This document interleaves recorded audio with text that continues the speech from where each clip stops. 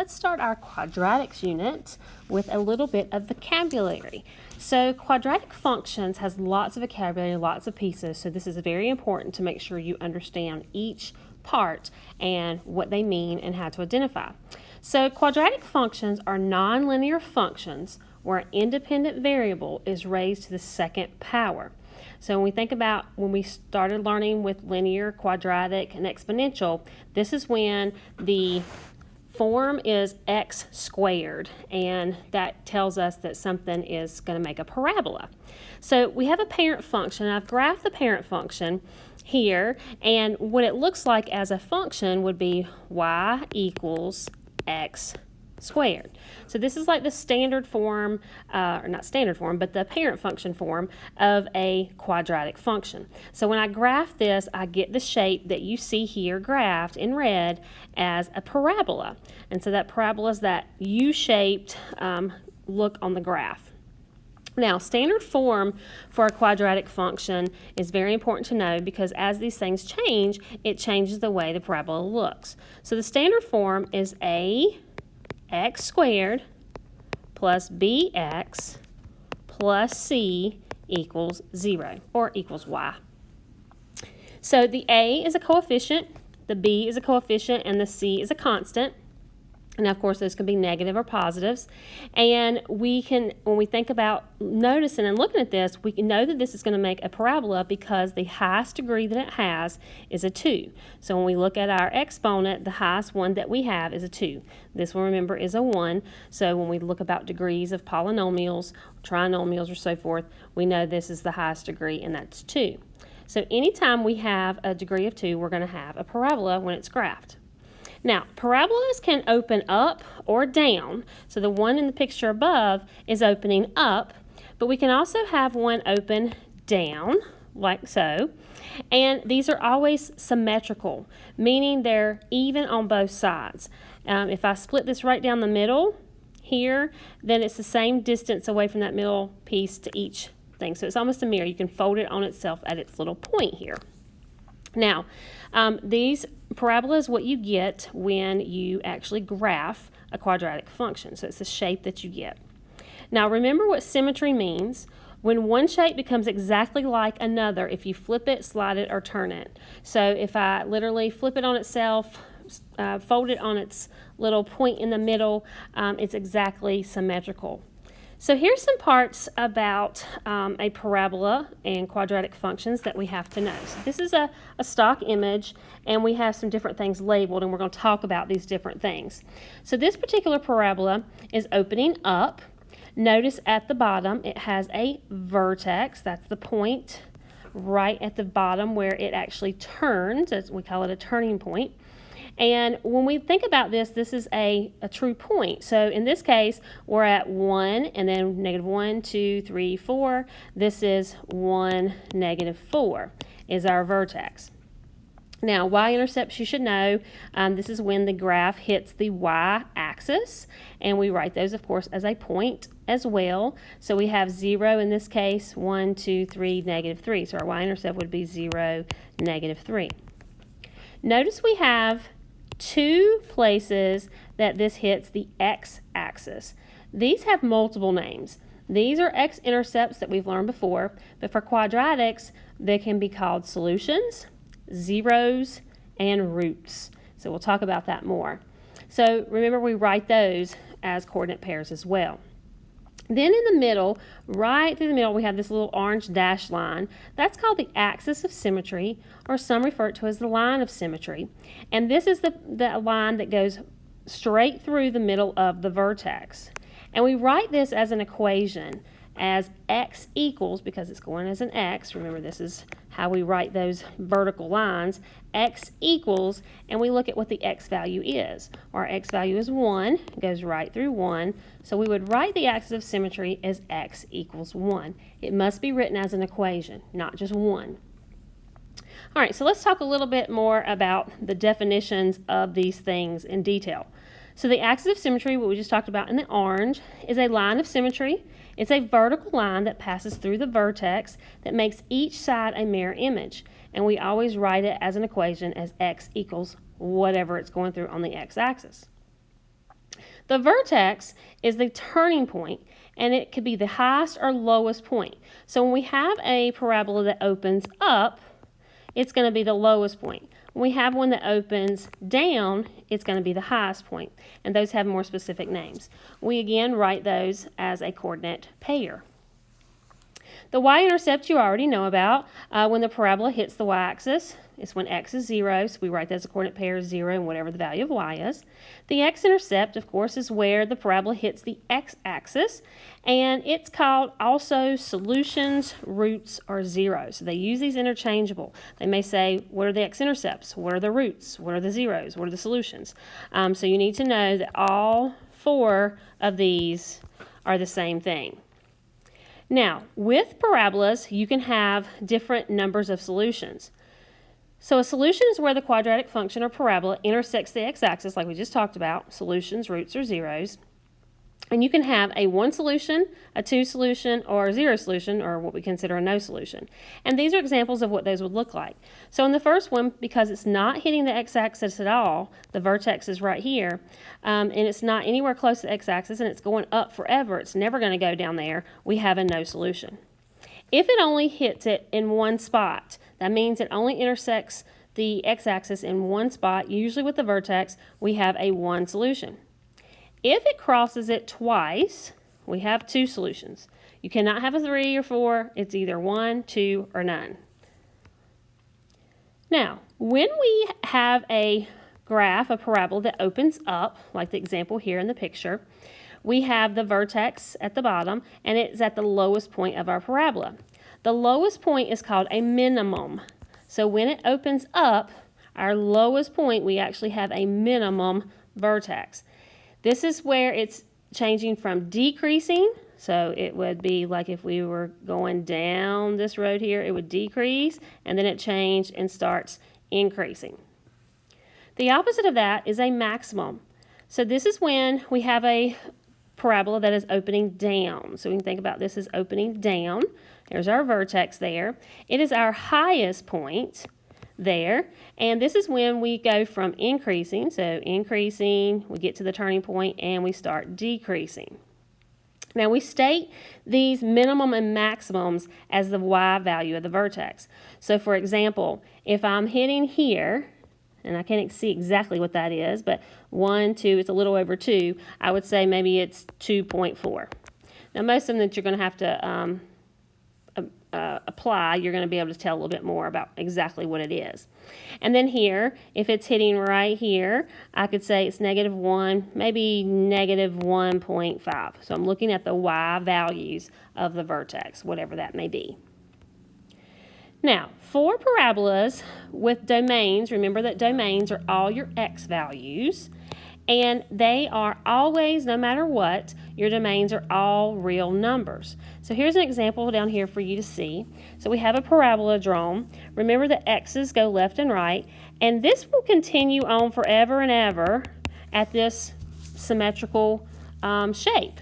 So it will all hit all the x's. Eventually it'll just keep going and going forever. So domains for parabolas, no matter if they're opening up or down, are always all real numbers. Okay? Your ranges, however, can vary depending on the parabola. So it's your y values that are included in the function. So for this one, we look at where in this case, our vertex is, our minimum, and it's opening up. So this is 3, y is 3, and those are going to continue on up forever. So we would write it as y is greater than or equal to 3. If for some reason we had say a parabola that opened down right here, our domain is still all real numbers, all x values, and then we would write our range. Here is where it starts, and that's our maximum. We would say y, and then all of it's going down forever, so y is less than or equal to 1. So you have to know how to write your ranges. All right, so let's talk about what controls a parabola changing in the way it looks on a graph. So I've done a couple of graphs to show you, but we're going to talk just in general first. So when we talk about the standard form, remember that's ax squared plus bx plus c equals 0 or equals y. We know that we have some different numbers here, a, b, and c. So the a value, whatever it is, we're going to talk about the number in a minute, but if it's positive, so if we have a positive a, it's going to create our graph to open up. So it's going to open up, and it's going to have a minimum, meaning that lowest point, the vertex is going to be the lowest point, is going to have a minimum. If this a value is negative, so let's say negative x squared, it's actually going to open down, and it's going to have a maximum. Now, the b value works in conjunction with some other things, but overall what the b value makes it do is it makes the parabola shift left or right compared to the parent function. So if I have a parent function that is here, and I change something in the b value, I add something x to my quadratic, then this can move this left or right depending on what it is. So it may move over, let's say, this way. Okay, so the b value makes them move left or right. The c value makes your parabola move up and down. So when we have the c value, if we had something like x squared plus 2, this actually makes it go up 2. So our parent function may be here, and then our new, as we graph it, this is still our parent function, but then we added 2, so it would go up 2. So know that the c value makes it go up or down. Now, let's talk about the a number, not the negative or positive, but what the number is. So if it's a small number, let's say 1, a fraction, a small decimal, it's actually going to make your parabola get wider from the parent function. And if it's a larger number, it's going to get narrow. So sometimes these are confused because you think smaller would be narrow and vice versa. But let's look here. So we have our blue shape here. This is our parent function. Notice it hits the y intercept at 0, 0. So anytime we have a parent function, the vertex is at 0, 0. And also that's our y-intercept is at 0. And then we think about if we make this small number, if we make a number very small that's in front, so normally we have x squared, but let's say we did, I don't know, 1/4 x squared. So that's like 0.25, that's very, very small. Our graph is actually going to get wider. That you see in the green here. Okay. And then if we make the number larger, it gets more narrow compared to the parent function. So maybe we had 4x squared. This is larger than our parent function of 1, so it gets more narrow. Now, a way to help you remember this, if you think about when you're going into a crowd, and let's say you walk out of a classroom and there's a whole bunch of people in the hallway. And that will be a large number of people in the hallway, and you don't have a lot of room to get by, so it makes things very narrow. Whereas if you go out in the hallway in the middle of class time when no one's out there, maybe to use the bathroom, there's a small number, maybe 1 or 2 people out there, maybe none, but you know, at least you're out there. It makes the area to be able to get through. You can kind of skip all around the hall if you want to, go to different sides. It makes your area wider. So the larger number of people, harder to get past. Smaller people, you have plenty of room. It's wide open to get through. So that may help you remember what those numbers do in comparison to the graph. Now, let's look at some examples of when we add or subtract some numbers or change some numbers. So if I look at this equation, y equals 3x squared plus 4, I know immediately that it's a quadratic because its highest degree is 2. So I know it's going to make a parabola. I'm going to then look at my a value. It's 3. So when I think about it's larger, so it's going to give me a change in the graph, okay, as far as what it is. And so larger numbers, remember, become more narrow. And then this 4 is where it actually is our y-intercepts, like our b, our y-intercept, and it's where it hits the y-axis, but it also causes it to move plus 4. So the blue here to the side is our parent function, and then the green is the graph of this equation. Now notice also that it opens up, and what causes it to open up is because this is a positive number. So it's still the same. We have here as our parent function, but now it's opened up and it's moved up 4 because we have plus 4, and it becomes a little bit more narrow, okay? Because we had that large number there, it becomes more narrow, harder to pass by. Now, if we have a same exact problem, so the only difference is I did a negative here. So the negative causes this to flip or open down. Notice that if we would just not had the negative, we just kind of moved up 4, this one's still on 4, but then it's flipped the other direction. So it opens down. So this one would actually have a maximum here, where the one that opened up had a minimum, because that's the smallest number, the vertex is the smallest number. All right, let's talk about how to graph by hand.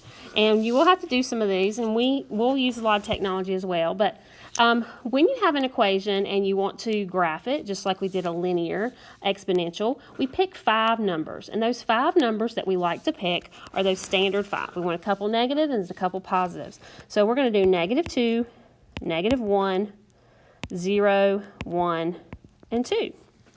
Now, we're going to go ahead and solve by plugging those values in to my equation. So when I think about this, I'm doing 2, -2 squared minus 4. And I'm going to then solve. I'm doing the same thing here. 2, put my -1 in for my x, squared minus 4. And 2, and put my 0 in, squared minus 4. 2, put my 1 in, squared minus 4, and 2, put my 2 in, squared minus 4. And you're going to start noticing some little changes here. So when I solve these, I'm going to have my y values. So when I solve this one, I get 4. I get -2, -4, because 0 squared, 0 times 2, 0 minus 4 is -4. Then I get -2 and 4. And if you'll notice, I have some symmetry. So here where 0 was, I have a -4. But then these two are identical, and these two are identical. So this tells me kind of, I know that I've done something right because I've got some symmetry. So I'm going to start and go ahead and plot. So I'm going to start with my 0, -4. So I have a point here. Then I'm going to do my 1 and -1. Because I'm at 0, I'm just going 1 over. So -1 gets me a -2. Positive 1 gets me a -2. See how these are exactly the same distance away from the middle point. We can think about our vertex being right here. That means our axis of symmetry coming right through it. Now I'm going to go ahead and do my other one. 2, so over 2, and up 4, and over 2, and up 4. So -2, 4, and +2, 4. And then I can connect those together. And sometimes people, it looks like a V, but that's okay. We don't have to be perfect. It's still the kind of shape that we have. So that's how we would graph. So let's talk about using Desmos to help you kind of see the changes. So I'm going to show you, and I've linked this on this for you to see. So you have this is a parabola in standard form, and this has got some sliders on there. So you can actually hit play, and it will move the A value. So A value got very big. Notice how the shape gets very narrow. It gets small, and notice it gets wide, and as it goes negative, it flips over upside down. So we can hit pause on that, and let's get it back to our regular. We'll do 1, let's get it back to 1 there, and you can also just type it in as well. I'll just put it at 1. All right, if we do B, notice what B does. Now B's working in conjunction with the other numbers, A and C. But remember what B does, it shifts it left to right. Okay, not necessarily by the certain number that you see, but it shifts it left to right. So we'll pause that one. If we do C, notice it goes up, and then as it gets smaller, and then goes into the negatives, it goes down. You can actually have all 3 kind of doing things at once and see what happens as things move. You can also just set them at certain numbers and see if you can predict what you think will happen. So kind of play around with that and see what you think will happen if you change certain numbers so that you understand how those move.